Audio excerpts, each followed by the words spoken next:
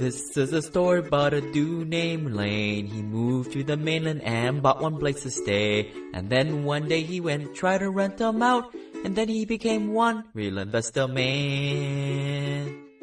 Here in Dallas, Texas this afternoon. I'm here at a syndication seminar. Pulled my friend Lo Hornbuckle on site, joining us. Yeah, thanks for having me and coming to Dallas. It's my hometown, so glad to have you. And we usually don't do these with the video, but I figure since we actually put on some decent clothes, come with us. You don't always wear a tie on the radio? No. Oh, okay. Sometimes I don't even wear pants. I understand. Either, so.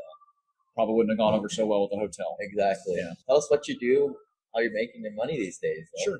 I'm in assisted living, and so I syndicate assisted living deals. As an investor, I invest in other real estate transactions like multifamily, workforce housing, things like that. But 99% of my effort and energy is directed toward assisted living. So basically, I live, breathe, eat, sleep assisted living. That's what I think about 99% of the time. So got a few facilities here in Dallas, and started building a business from the ground up here, and it's gone really well. And now we're in the process of crossing state lines and doing them in other cities and states as well. We've never talked about this on the podcast. I've mentioned it a few times, and I'm very interested in this because of the baby boomer. But just for the person who doesn't know, maybe explain what assisted living facilities are.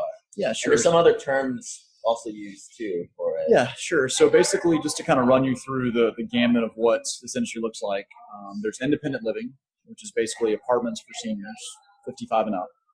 Although most of them are probably 85 years old, not 55, but 55 is generally the minimum age. Then there's assisted living. Assisted living are for people that need a little extra care. So there's something called ADLs, activities of daily living. And when people need help with those activities, those would be things like grooming, feeding, medication, showering, things like that. And so when someone needs assistance with those things, they have a few different options. One of the most common is going into assisted living, in which case there's 24-hour staff to help them with whatever their needs are throughout the day. So that's what I do. And then from there, you also have what's called memory care or Alzheimer's care. And what that is when people have dementia, that's a higher level of care. Yeah, it's a lot of times people that with memory loss have assisted living needs, but they also have cognitive needs as well. So they may be physically in perfect condition, but they may not be aware of time and space. They may not remember you. They may wake up every day not remembering what happened the day before. So a specialized level of care to sort of make an environment that's safe and comfortable for them. Right. And then beyond that, you have what's known as skilled nursing or SNF. And those are traditionally what we call nursing homes, although they seem more like nursing institutions or nursing hospitals or sometimes nursing prisons. And so basically those are kind of the various levels of care that you have in this space. Right. And assisted living is like, you don't need that. You need some kind of specialization and you need that technical staff, but it's a lot less regulation than the SNFs or the Correct. Other, yeah. I mean, the highest level of regulation as far as that goes would be the nursing facilities. And then assisted living is regulated, but it's not regulated federally. So nursing homes are often regulated at the federal level. There's state rules as well. Assisted livings are state by state. So essentially, Texas would have different rules than, say, Hawaii, for example.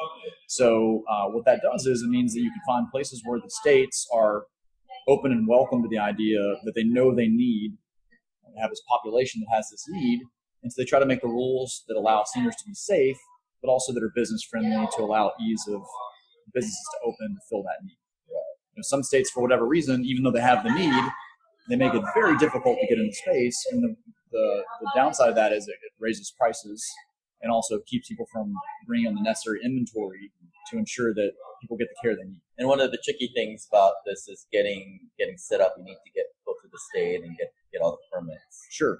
Yeah, there's a licensing process. So generally, like with any business, you've got to make the fire marshal happy. And then, of course, you also have generally like a health agency with the state, which will then certify your business, give you a license. And that license usually lasts for a year, 2 years, depending on the state, with sometimes random visits or annually scheduled visits every so often. Yeah, and this is something that, in terms of baby boomers, demographics, pretty much a no-brainer. But is there any other kinds of high points that you point to why you personally chose assisted living? Well, sure. So I think when we talk about assisted living, we always talk about the baby boomers, but the reality is that the baby boomers aren't going to interact with assisted living for 10 or 12 years.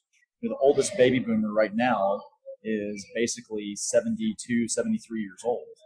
The average age in assisted living might be 85. So there certainly are baby boomers in assisted living, but they're not the predominant demographic.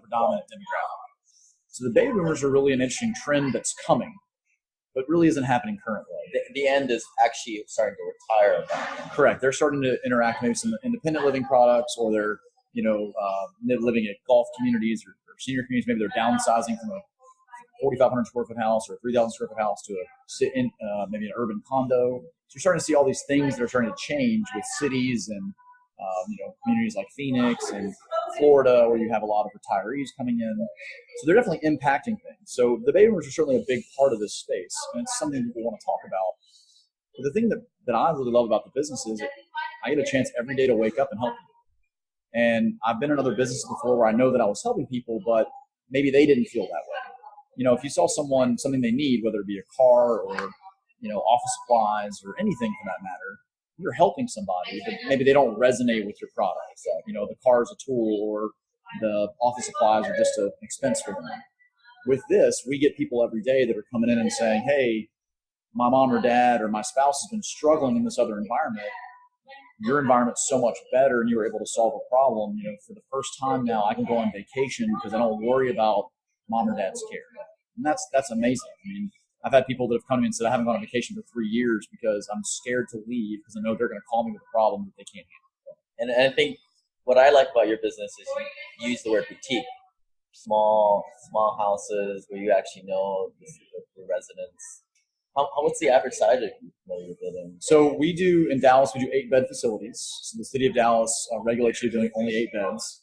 In the state of Texas, you can do 16. So if you're in a city that has maybe looser zoning, or you're in a outside of city limit area, you can do 16 beds. But we do 8-bed facilities. And we use the word boutique because we go in and we design really nice high-end facilities. So there's some photos of the facilities on our website if you want to check that out. It's thesageoak.com. So THESAGEOAK.com. So thesageoak.com. Yeah, we'll link it up on the show notes. Perfect. And there's some good pictures because I think it really gives everybody an idea what the concept is. So, these are not dark and depressing type environments. These are light, airy, really nice, 4,500 square foot homes. Regular homes. Just a regular ranch style home inside a neighborhood. The only difference is instead of having, 4 bedrooms and 3 baths with a garage and all this, we have 8 bedrooms with maybe 5 baths, or 8 bedrooms with 8 baths. So that it's an environment where basically we're just utilizing the space in a different way. And then, we have these big dining room tables that are designed to seat 8 or 10 people. And big common areas, because a lot of our residents' time is spent in common areas.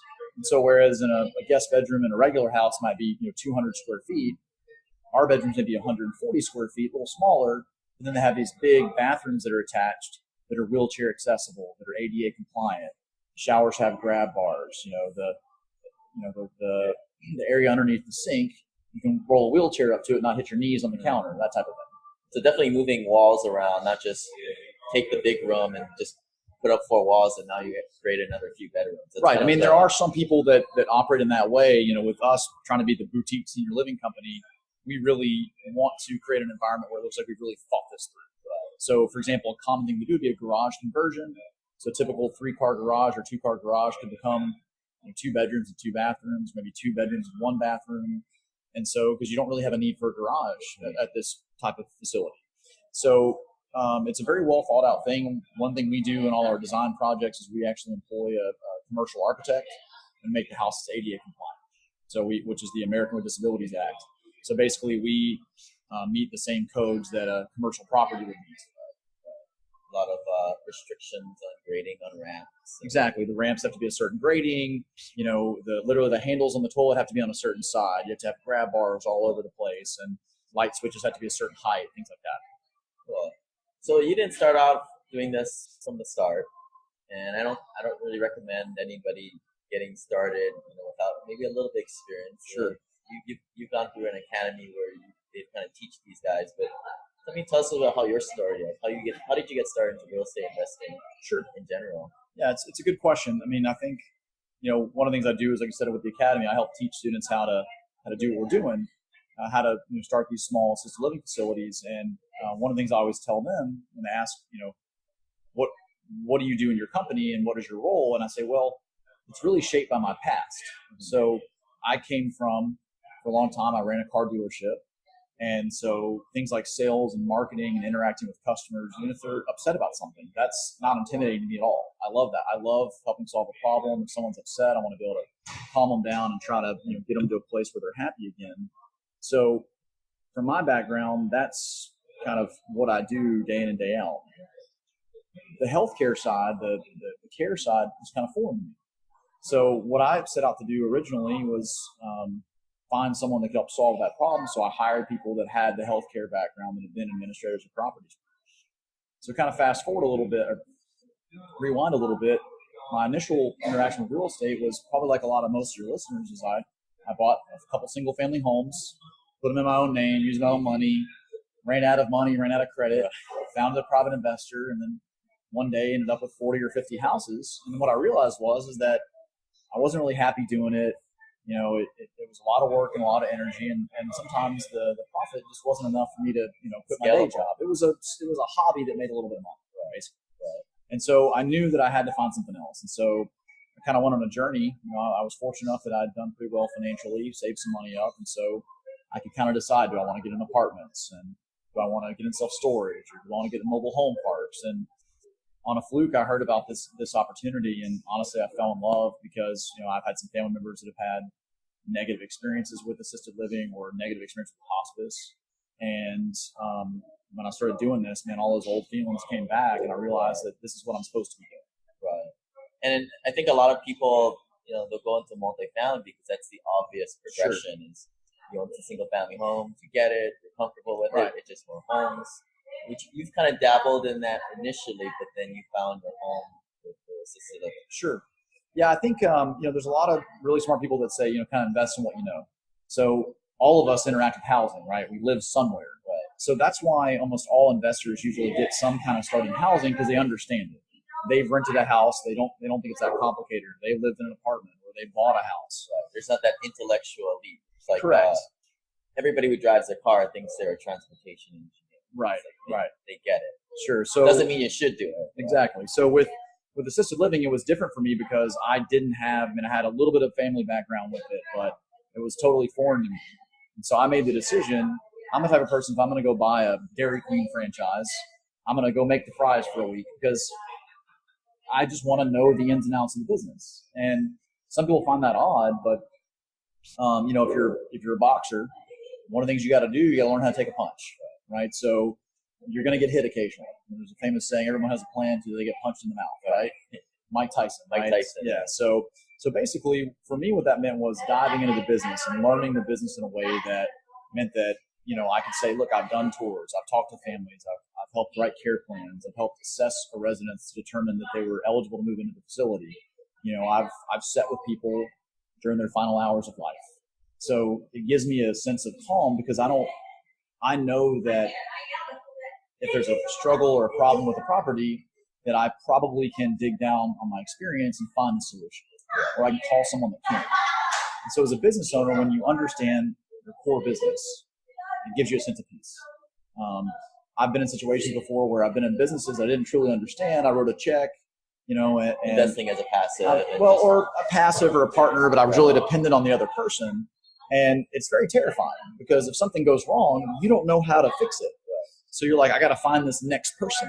So for me, what I love about what I do is that I have enough of an understanding of the business that if I had to replace someone that was important, or I had to go in and roll up my sleeves and get it done, I wouldn't be scared to do that. And it's been an amazing journey, because one thing about assisted living, I think your listeners will really resonate with, is it's not a highly competitive space like a lot of other real estate investing. Right? It's a high barrier to entry, and not a lot of people get into. There's that, and there's also some psychological things, because most people are scared by the healthcare piece. So what happens is, someone like myself, in a matter of 3 years, can just dive into the business and become, in some ways, a thought leader in the space, where people are calling me up saying, hey, I've got this deal, I've got this, I've got that, can you answer this question for me? And I'm like, hey, I've only been doing this for 3 years, but I put a lot of hours into it, but not a lot of time in terms of years. So it's allowed me to really kind of compress what you would see maybe in the apartment space may take a little bit longer to be thought of in that way, or in single family homes, or the note business or whatever it is, there's so many people doing that, so many people teaching other people how to do that, your voice really gets drowned out. And so in a really short period of time, I've been able to kind of position myself as being part of the academy so that I can help people do this, because my goal is I want more investors and more operators in this space, because as you said, the baby boomers are coming. We need to be ready for them. And they want to interact with these boutique products, not these 200-bed facilities that are so common. I recently came back from kicking the dirt in the high elevations in Panama, the site of the investment I am proudest of in my personal holdings, which is turnkey coffee farmland parcels. Coffee, cash flow, and a legacy investment with turnkey management. Go to Simple Passive Cash Flow /coffee to get a parcel in your mind before the whole mountain is gone. And what I think a lot of guys that listen, they do single family homes and they're looking to take that next step. Mm-hmm. For those guys that dabble in this and dabble in that, maybe go to a seminar here and there, what was something that made you kind of jump right in? For me personally, it was me writing that check for 20 grand, and at that point I was kind of committed. Sure. But was that something that you did, or was there something that you saw in assisted living that was it? Somebody you talked to? Or? Sure. Yeah. So, I mean, obviously, one of my mentors is Gene Garino. He runs the Residential Assisted Living Academy. I'm on the staff there. So basically, when they have a support call or sometimes help educate the students, it's kind of my role. So Gene owns several houses in the Phoenix area that are residential assisted living facilities. Very popular place for seniors. Absolutely. And Phoenix is a great market for this concept. And he decided that as a teacher, he wanted to show people how to do what he was doing, because they were always asking, hey, what is this you're doing? And so he's really built this awesome academy that's really much bigger than his assisted living business.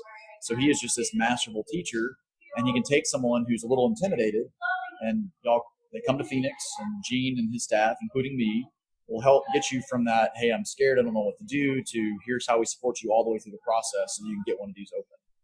The goal is to have 1,000 care homes opened by the residential assisted living facility. We're well on our way.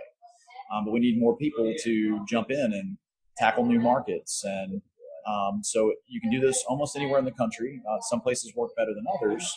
But the reality is almost every place in the United States, and even a lot of places across the globe, they have aging population. This is a major need, and we need good people, caring people, smart business people that understand that you can do good and do well. At what point in your previous business life did you sort of make a mistake, and what did you learn from that? Well, starting out in this, I got into management. When I was 21 years old, I was managing a fairly large department at a car dealership. It was a several $1 million a year department, and I was 21. And when you're young and you get promoted and you go from being someone's peer to being their supervisor or whatever the case may be, I think my biggest mistake was I used to overcompensate.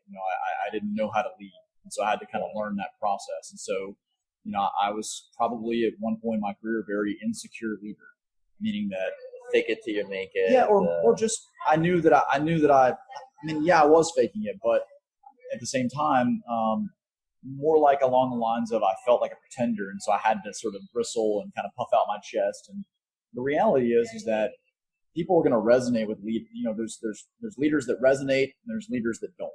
Right. And early in my career, I definitely was a leader that didn't resonate with people. And so, being 21, you start to mature, you get older, you get some experience under your belt, you start creating credibility because you do this and do that. So the biggest lesson that I learned is that, you have to be able to be empathetic to people that work with you and understand their situation. And if you can understand their situation, you can try to create win-wins that enable them to be good employees and good producers for the company, and help you accomplish what you want to accomplish by helping them get what they need. So if they want to advance in their career, you help them with that. If they want to improve their production, there's a lot of conversation about that. If you're a leader, you really should be a coach, not a cop. And I definitely started off in my career as a cop. And, the reality is that coaches are a lot more resonating than being a cop. But it makes sense, when you're managing a bunch of sales guys or hunters, as we call them. Sure. But now you're dealing with nurses and other more service-based employees. I mean, is part of it just like employing the right people that actually care, or like what are some ways that you? There's definitely it's amazing. There's definitely a big difference between managing the salesperson who's commission based and then managing a caregiver, for example. Very different personality sets, very different income brackets, very different motivations. The salesperson is very money motivated. Good caregivers oftentimes are not motivated by that. They're motivated by doing good things in the world, by helping their clients. So it's definitely a very different process for sure. At the end of the day, people are people, and the vast majority of people, no matter what they're doing, they want to do something where they feel like they're doing good, they have a sense of purpose, they want to be fairly compensated for that, and they want a boss that cares about them. They want a boss that will, give them a hug when they need it. They want a boss that will say, hey, take a day off because you seem burnt out when they need it. But they also, ultimately, most people want a boss that, when they're not doing a good job, will hold them accountable and tell them, hey, you're not doing a good job, but here's a solution on how to fix it. And, I think a lot of times when I see managers or leaders or entrepreneurs, one of the mistakes they make is they say, hey, you fix this, but they don't actually provide a solution. They're like, you figure it out. Well, no, here's the problem. Here's a few suggestions on how we can improve this situation. Whatever one works best for you, give it a shot. And they take ownership. Yeah, exactly. Or have a conversation. Hey, you've brought to me a problem. What do you think the solution is? And kind of do a democratic method where it's like, guys, we have this resident that's having a problem or having a challenge. How do you think we should solve it? And let them go through the thought exercise with you and then determine, okay, well, these two options seem like the best option. Let's try this one or that one or both. And I think that's what ultimately gives you the edge. There's a lot of assisted living facility operators out there. Probably not as much as we need, but somebody told me this who ran a property management company, and they said, well, just the sheer numbers, we need to pay them. We need a $12 an hour employee who operates at a $15 an hour employee, and the only way we do that is by giving them ownership. Not monetary ownership, but taking ownership of what we're doing here and making them actually care. Right. And that was, in that business, like that was everything. Sure. Few moving pieces, but that's what gave them the edge. Sure, absolutely. Well, I think with us, we definitely, number one, the most important thing is the ownership and the leadership of the company. They have to care, bottom line. So I legitimately care that the results in our facility are good. And a lot of businesses, the metric is, how much money you collect. And it's all bottom line. It's all profit and loss and cash flow statements. But with me, it's like, hey, they're not going to move. You have to really upset someone in the senior housing for them to pack up their room and move. It's disruptive. So you really have to drop the ball to run someone off. That being said, that's not my standard. My standard is not, are they paying rent? My standard is, are they happy? Are they safe? Are we, in some cases, able to prolong their life because we can spot something that's medically about to happen because we know them so well? Do we refer good vendors to them, like hospice companies, like home health companies, so that we can, prolong their quality of life or help them get their mobility back in certain situations? So the number one thing is you have to care. I think the number two thing that gives us a big advantage is that because we kind of come from a little bit different background than a lot of other operators, we're not in some boardroom 1,000 miles away looking at numbers on spreadsheets. We get to know the people we work with. We know our caregivers. We know our residents. And that matters. And as you get bigger, sometimes you lose an element of that, but there always has to be somebody in your company that takes that role. So whether it be the administrator, the house manager, someone always has to be providing that personal touch so they feel like a person and not just someone living in room 7. And a lot of your customers, you're a boutique and you're a little bit on the higher end, so you pay for what you get. Sure. Where would you say your average monthly rents are for these guys compared to the average or the high end? Yeah, so we're probably a little bit between 10 and 20% higher than the average rents. So in Texas, a typical room for assisted living is about $3,500 a month. Our assisted living rooms are anywhere from like $4,500 to $5,500 a month. We also do memory care. Memory care means that we're taking care of those cognitive disabilities like we talked about, dementia, Alzheimer's, things like that. And so prices for those rooms are anywhere around $5,000, around $6,000. So obviously memory care does cost a little bit more because there's a little bit more staffing involved, a little more training, a little more staff burnout, as you might imagine. So there are a lot of properties in Dallas that are more expensive than us. There's a lot of properties in Dallas that are less expensive than us. The big thing we focus on is that we have more caregivers, smaller space. So we don't have the fancy chandeliers and the fancy underwater treadmills and the gyms that people don't use. We've got good quality workers, caregivers that are there to make sure the process goes smooth. So we invest a lot of our expenses as labor and love, as opposed to gyms and things like that. Overwhelmed by the amount of stuff is on Simple Passive Cashflow? Don't know where the heck to start? Go to simplepassivecashflow.com/start to sign up or text the word SIMPLE to 314-665-1767 for the curated course to get you up to speed on the past 2 years of content. Again, join the free web course, The Journey to Simple Passive Cashflow. Go to simplepassivecashflow.com/start or text the word SIMPLE to 314-665-1767.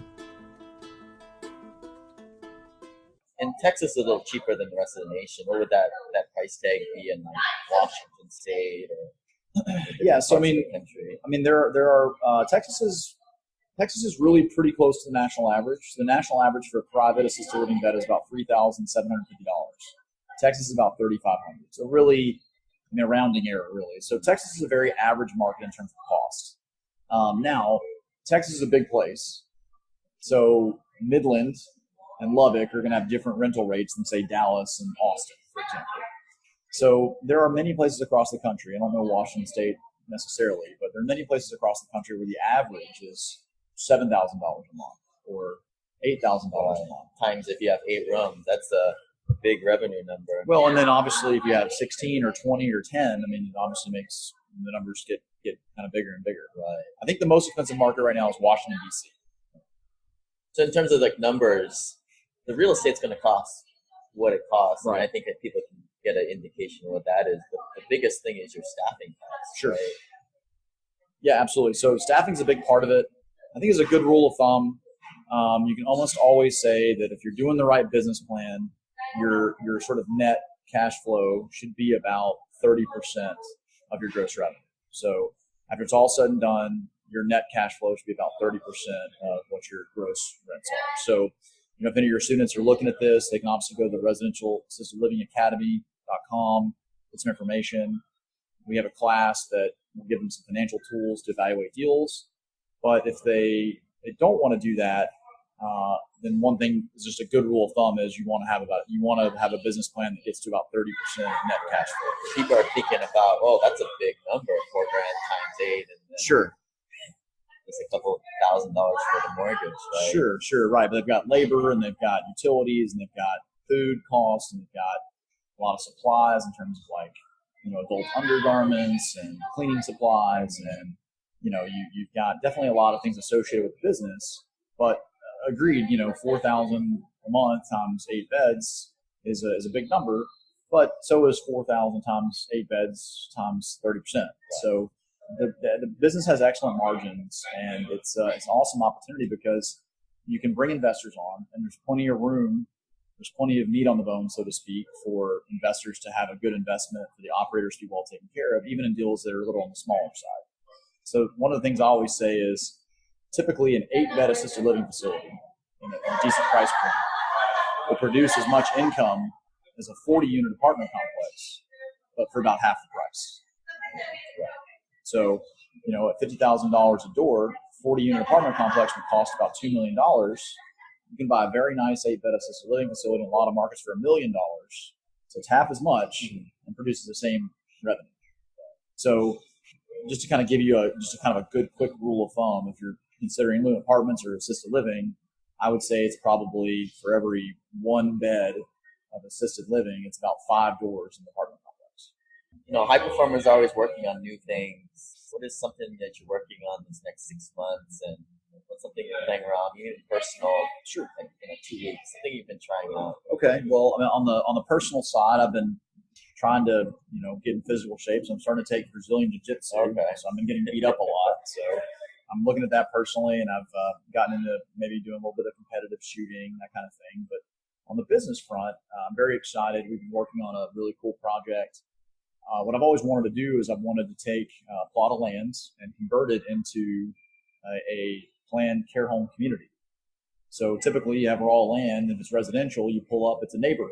Well, this would be the same type of neighborhood feel, but instead of being 3,000 square foot houses to hold families, it'd be 8,500 square foot houses that are going to hold, say, 16 seniors in each location, but they're all independently self-contained. So your staffing is not based on the whole community. Your staffing is only based on that one house. So if one has 16 and the other's empty, the one that's empty has no staff. With the idea being that you can create the quality care that we want that's so effective at the residential model, but it solves the problem of how do you scale having multiple properties all over town. You put them all on one plot of land. You can have maintenance staff. You can have a sales and leasing person, an executive, and you can build 80-bed, 100-bed facilities and not sacrifice any of the quality of care that you've kind of staked your reputation on. Because the hurdle is a lot of the zoning. Is it the zoning requirements? They're going to be like, no, we don't want this many assisted living places in one place. So most cities have minimum distances. So basically, they don't want a developer to go in and buy an entire street and turn all of them into assisted living. Frankly, I think that's a misguided rule because I think they're well-behaved tenants. Right? They're very well-behaved tenants.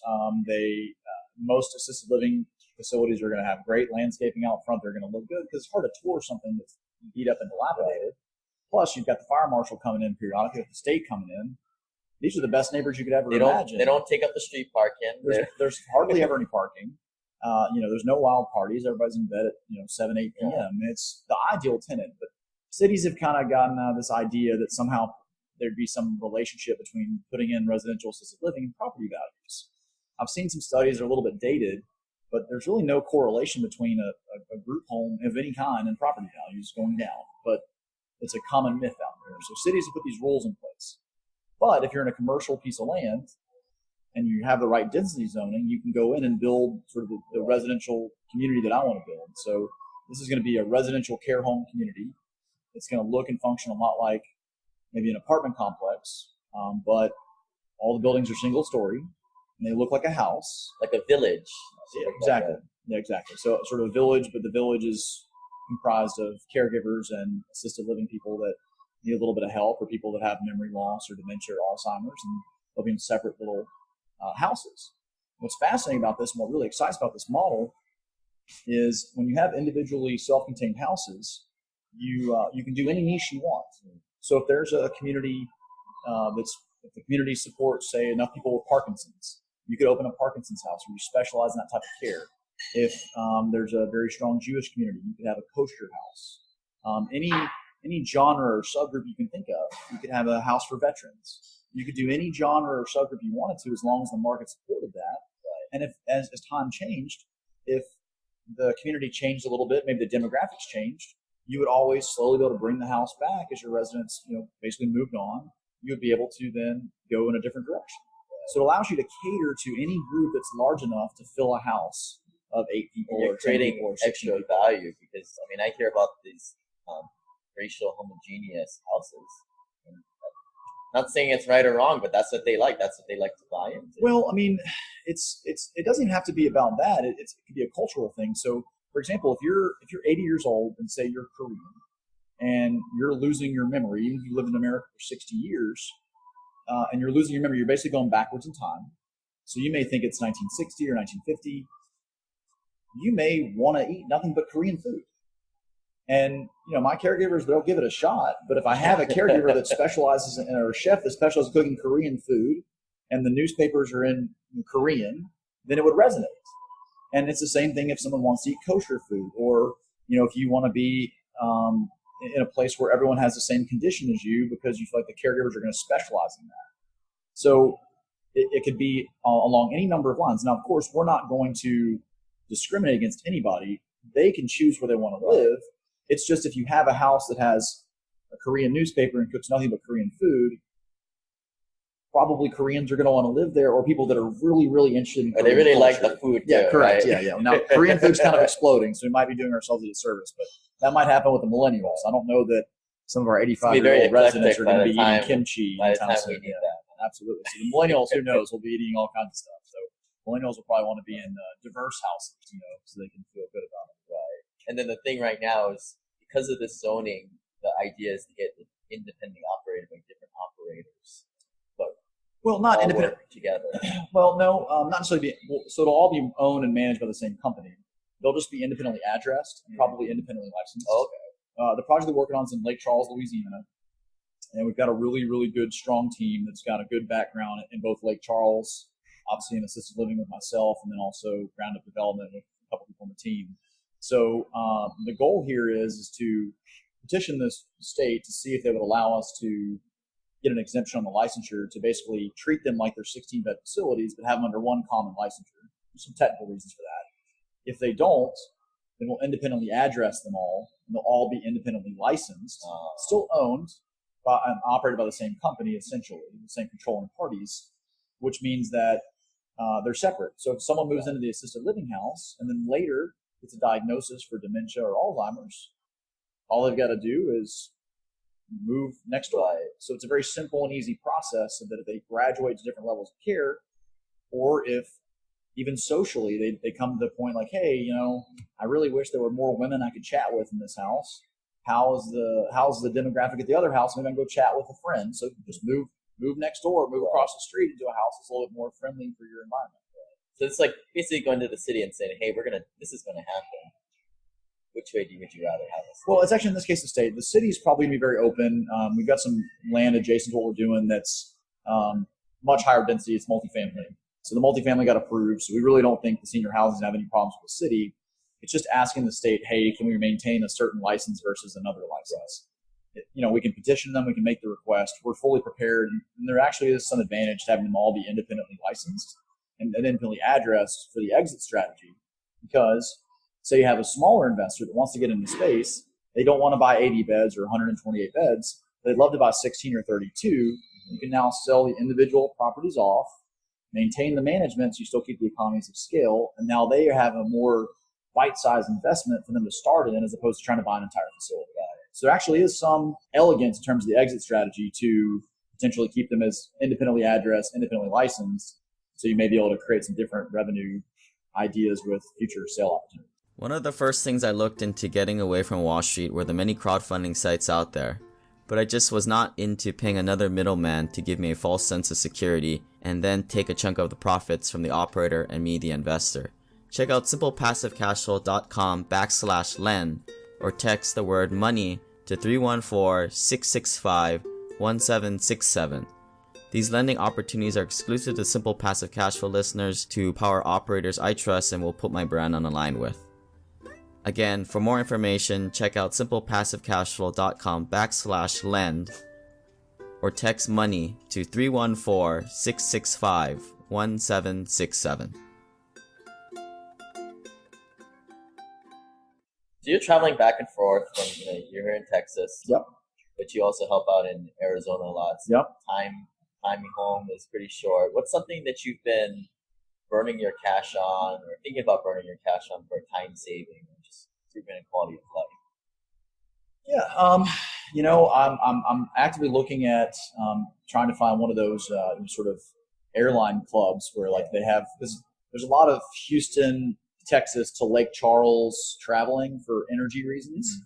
And I'm just hoping I can find one that like goes to Dallas to Lake Charles. It would be kind of nice to just be able to jump on a somewhat private plane. You've got to go to Houston then. Right. So at that point, you might as well drive. Right. So there's a few direct flights from Dallas to Lake Charles. They're kind of weird times. So I'm just really hoping I can find like a travel club where you can pay a certain amount a month and just travel to Lake Charles as much as you want. I know there's a bunch of people in our group here that fly their own planes, right? Oh. Maybe that might be better to give up that. Yeah, I've got a long way. Yeah, the Brazilian just is slightly cheaper than the plane. Yeah, but I've got a long way to go until the plane thing comes to reality. But I do remember they did an interview with Warren Buffett, and they said, had this tremendous life, tremendous wealth.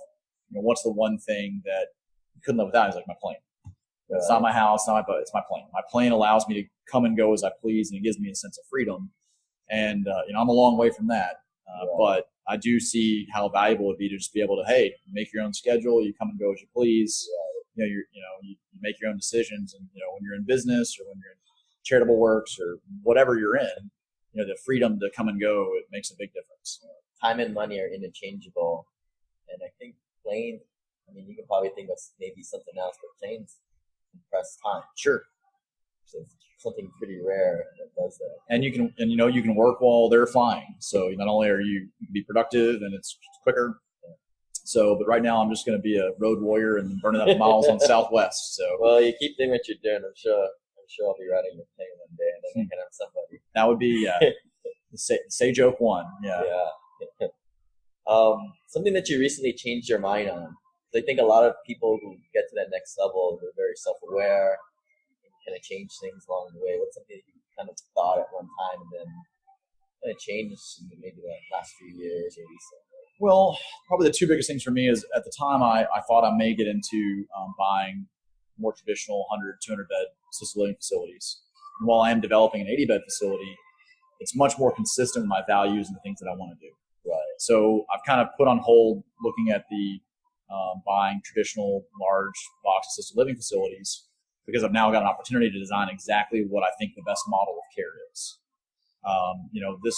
What we're doing really won't work in every market. You've got to find a place that has decent land prices, that has the demand, that has all those things. You may not be able to do a 6-acre thing in Washington, D.C. So you may have to say one day, I'm going to do large box assisted living facilities in certain markets because I want to help people. I can improve the quality, but it's not going to be my ideal vision, right? It's not going to be the exact thing that I want to do. So that's kind of one thing I've kind of put on hold. And the second thing is I actually was planning on kind of taking some time off and doing a little bit of traveling, much to the chagrin of my wife. I've had so many kind of things kind of come across my desk and so many opportunities to help people by getting this new product open. I've kind of put that on hold. So hopefully we'll be able to travel again in a couple of years. But right now it's, let's get these assisted living facilities open and help more people. Got to set the goals after that big milestone. Well, we kind of hit it. I was trying to get to the point where I was working a certain number of hours in my Dallas business with this assisted living piece, and I'm pretty much there.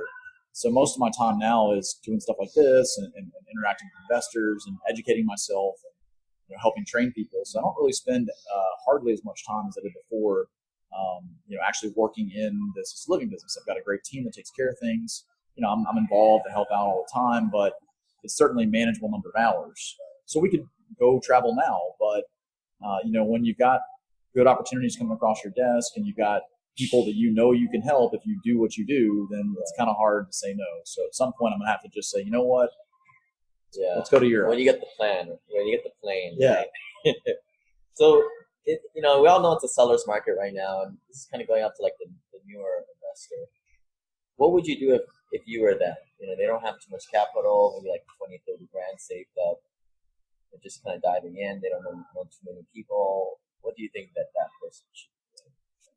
Well, I think if you've got $20,000, I would spend it on education.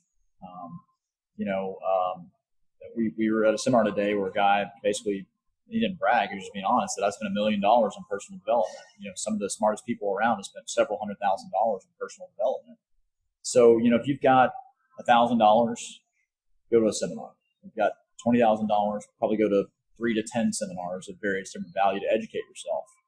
Because the reality is what you'll find is that if you're new and you're not experienced, what you need to get around people who have knowledge and who have experience and have connections.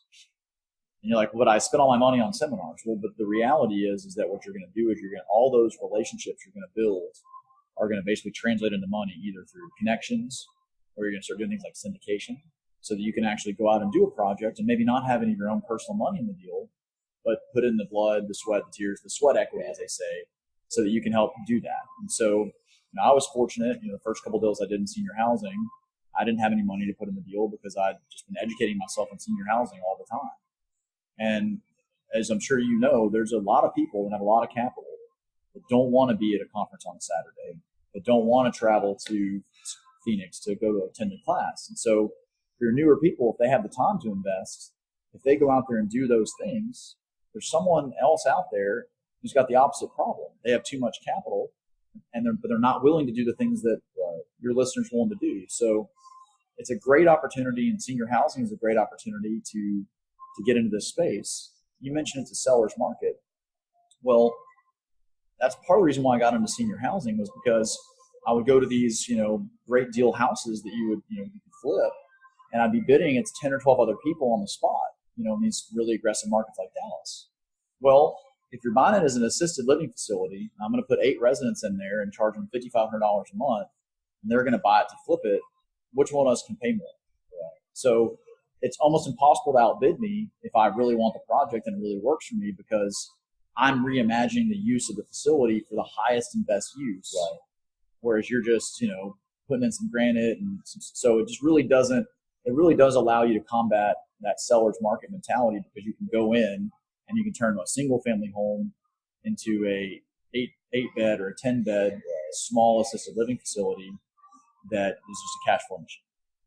And kind of going back in your story, maybe you didn't spend the money, but you essentially, paid 50 to 100 grand working for Ken McEnroe, right? It's about just to learn. Yeah. So I went from making, X amount of dollars, was, a decent amount of money, to I stepped way, way down in income, like, 25, 30% of my previous income, to work for a company that was highly respected, that I wanted to get an education from. And then, I'm spending time reading and traveling and doing all these things and educating myself. So, when I originally went to my first investor, I said, listen, I don't have a lot of money to put in the deal, but what I am willing to do is I'm willing to not make money for the next couple of years, which, based on my old salary, is a pretty significant investment, because I'm betting on myself by the fact that I'm willing to live without income for a while so that I can prove this concept. And so, I was working 60, 70 hours a week in the business, educating myself, and not making any money at first. So it was definitely a bit of a grind. We teach people how not to do that. So I purposefully did that because, like I said before, as a boxer, you want to get punched. You need to get it over with. If you're a football player, you get injured, you get back on the field, the first thing you want to do is get hit. Make sure the knee feels good, that you feel good. So for me personally, I wanted to put myself in those situations.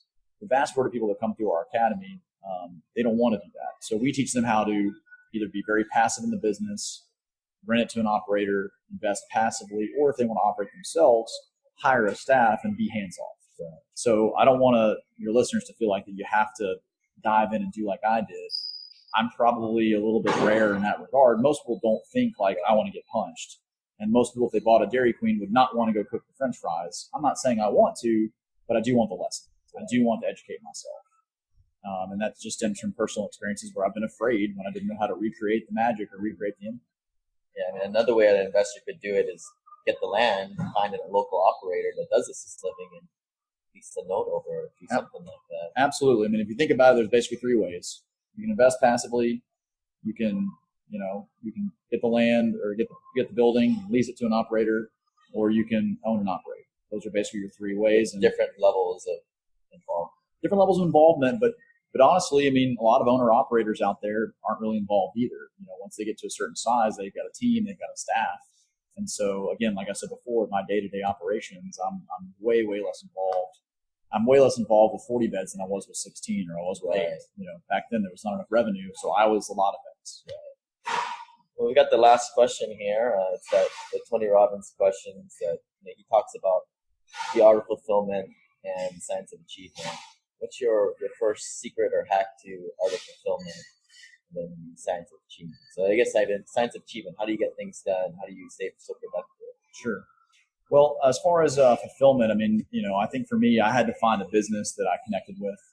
Like I said, I've done so many different things throughout my life in terms of real estate or sales, and it didn't really touch the heart. Every now and then you have a moment, but every day I get up and I know that I'm helping people. I'm helping provide safe, clean, loving environments that need the help. And so, I feel very fulfilled.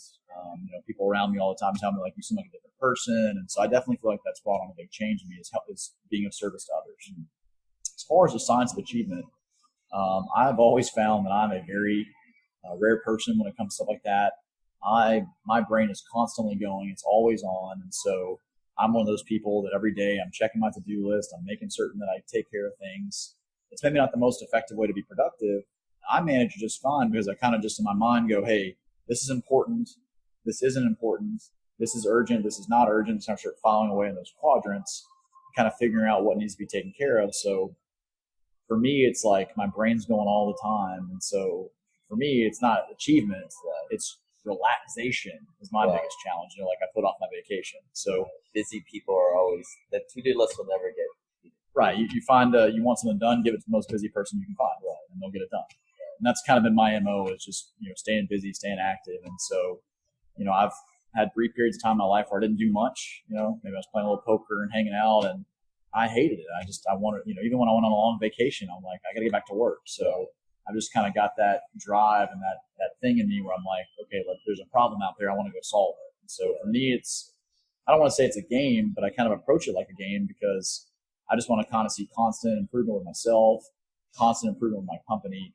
That's kind of like, leveling up in a video game. I'm always trying to level up as a person, level up as a company, level up as a businessman. Yeah, I'm always like trying to tinker something and you see the effect and like, ooh, sure. You're walking and you think of something and let me get where's my computer? I literally made a conversation at dinner. I'm like, hold on one second, I got to put this on my to-do list. I forgot about X, Y, or Z. So yes, my wife is a patient woman. Yes, thank you, honey. Makes you a little bit of a scatterhead. Sure, yeah, of course. Just kind of going about life, you're thinking of other things. I've run into a few walls. Yeah, sure.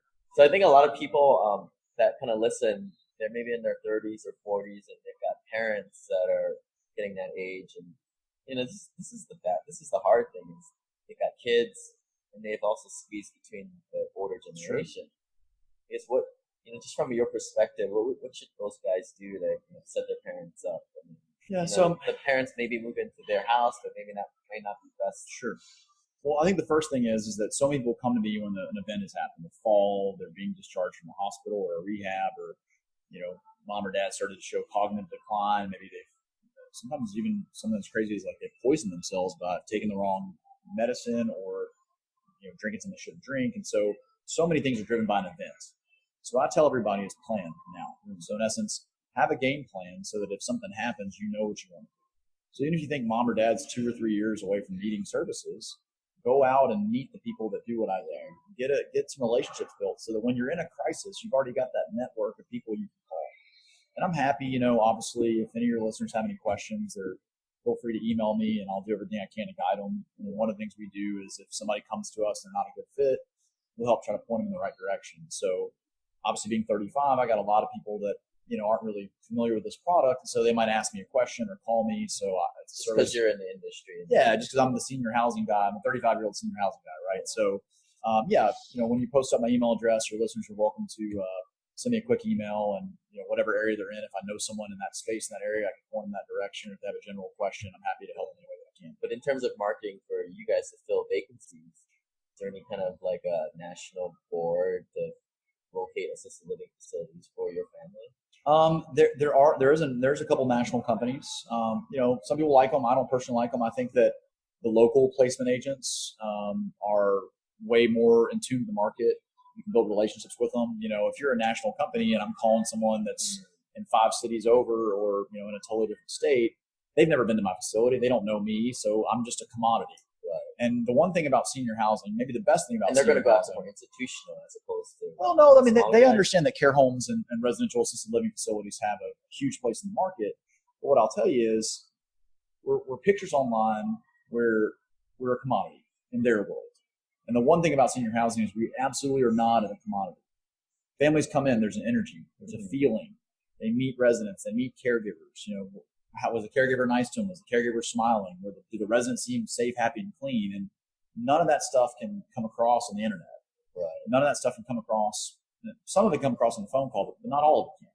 So the reality is that placement agents or marketers that come into your facility and physically know what you look like and know who you are and get that energy and get that vibe, when they get it, and they're going to say, hey, let me make you my first phone call, as opposed to let me send the client to 20 people and you're just a commodity at that point. Because we're caring for people. So this isn't not an apartment where there's maybe 10 of them that are exactly the same. This is all about the quality of the care, quality of the food, and the quality of the communication. And that stuff really is not a commodity. It's a service. Maybe you should start a residential assisted living marketing company so you can find that they're stressed. We are in the process of building an association so we can kind of bind a lot of these houses together. But, if someone else wants to do that, I'll be their biggest advocate and biggest supporter. They'll give you the leads. Yeah, absolutely. You know what? Godspeed to them. They're welcome to do that.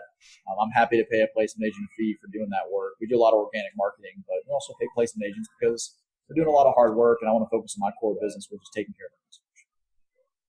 All right, Lowell. We'll appreciate it. Yeah, thanks for having me. We'll get your information on there, and sounds good. Yeah. Enjoyed it. Thanks. All right, thanks, Lane. This website offers very general information concerning real estate for investment purposes. Every investor's situation is unique. Always seek the services of licensed third-party appraisers and inspectors to verify the value and condition of any property you intend to purchase. Use the services of professional title and escrow companies and licensed tax, investment, and or legal advisor before relying on any information contained herein. Information is not guaranteed, as in every investment there is risk. The content found here is just my opinion, and things change, and I reserve the right to change my mind.